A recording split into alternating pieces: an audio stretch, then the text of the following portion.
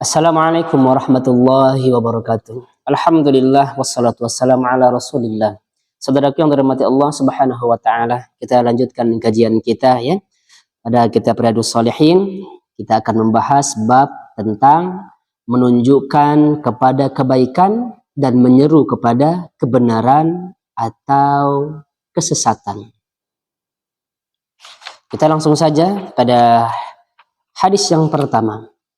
Dari Abu Mas'ud Uqbah bin Amr al-Ansari radhiyallahu anhu. Dia berkata, Rasulullah shallallahu alaihi wasallam bersabda, siapa yang menunjukkan kepada kebaikan, maka baginya seperti pahala orang yang melakukannya. Nah, alhamdulillah ya, hadis ini sederhana tetapi maknanya luar biasa.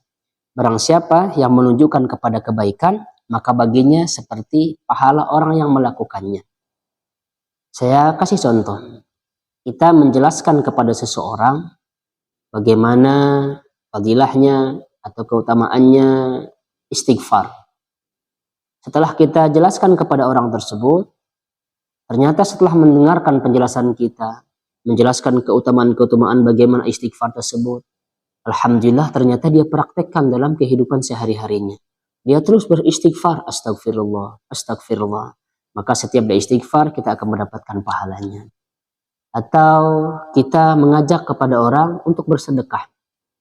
Lalu kemudian dia bersedekah, maka insya Allah kita juga akan mendapatkan pahalanya. Atau kita mengajak kepada yang lain, contohnya sholat. Kita mengajak orang untuk sholat duha. Insya Allah kita akan mendapatkan pahalanya juga. Karena kita mengajak kepada kebaikan.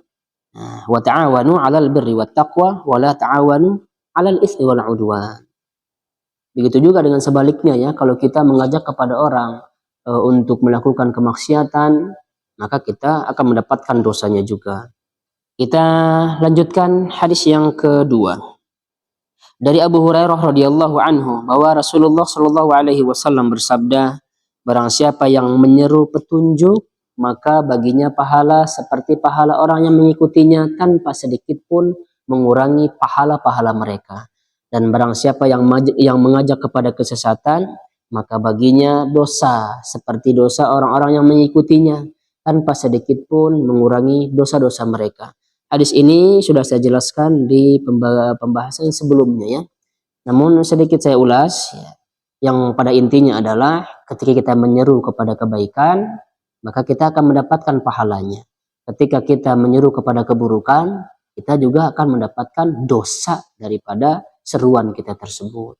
Oleh karenanya, saudaraku yang dirahmati Allah Subhanahu wa taala, mari kita saling tolong-menolong, saling menasihati dalam kebaikan, bukan mengajak kepada kemaksiatan.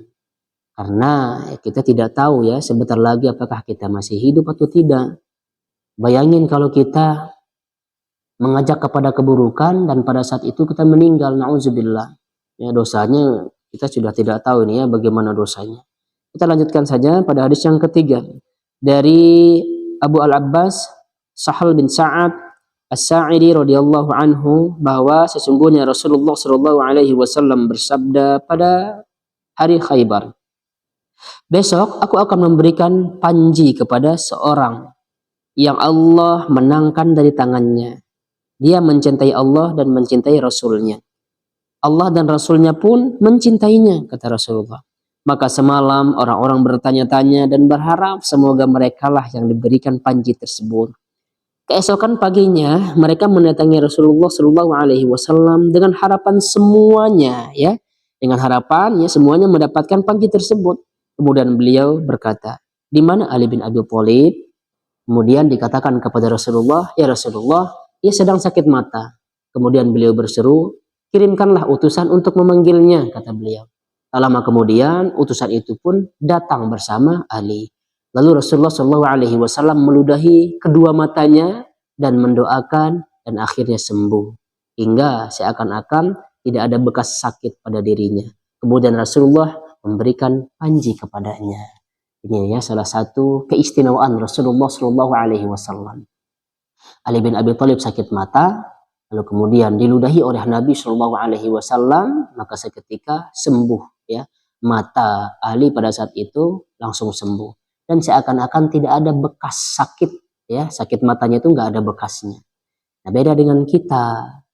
Jadi kalau di kita apa ya, nggak bisa hanya sekedar disembur-sembur doang mah. Kita perlu ikhtiar yang lain. Kita perlu berdoa, lalu kemudian kita ke dokter untuk berobat mata kepada ahlinya. Itu ya.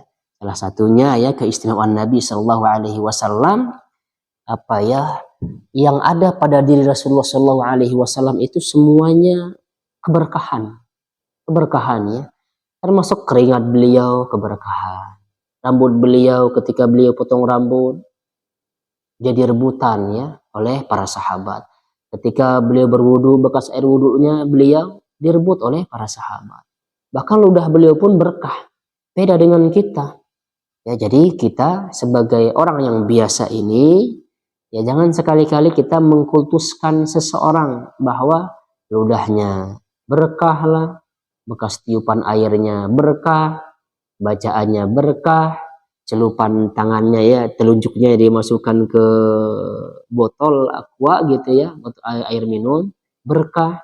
Kan banyak ya masyarakat yang beranggapan seperti itu. Padahal yang membedakan kita dengan yang lainnya adalah ketakwaan kita. Bisa saja ya kita mendoakan air itu dengan bacaan kita sendiri, bagaimana yang dipraktekkan oleh para sahabat. Mereka membaca Al-Fatihah, Al-Ikhlas dan yang lainnya, lalu kemudian mereka tiup dan akhirnya diminum. Nah, jadi tidak perlu repot-repot ya jauh-jauh mendatangi seseorang lalu kemudian diberi uang setelah meniup air tersebut. Dan terkadang kita lihat ya di media seakan-akan itu tidak dibacakan, cuman dimasukin doang itunya telunjuknya. Berkah itu berkah jadi obat. Ini yang berbahaya. Baik, kita lanjutkan saja pada hadis selanjutnya.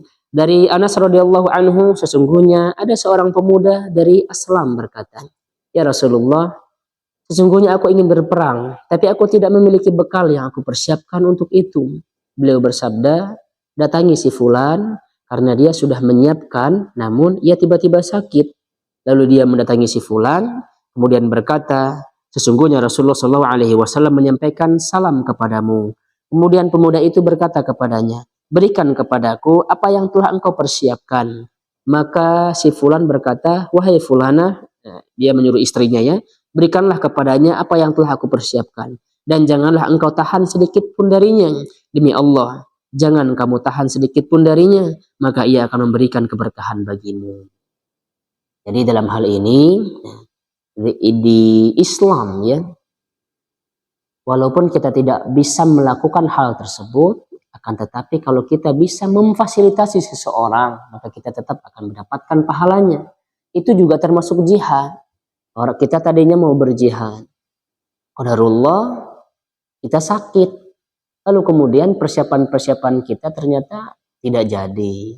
Akhirnya ada orang yang tidak ada bekal, tidak ada persiapan untuk berperang.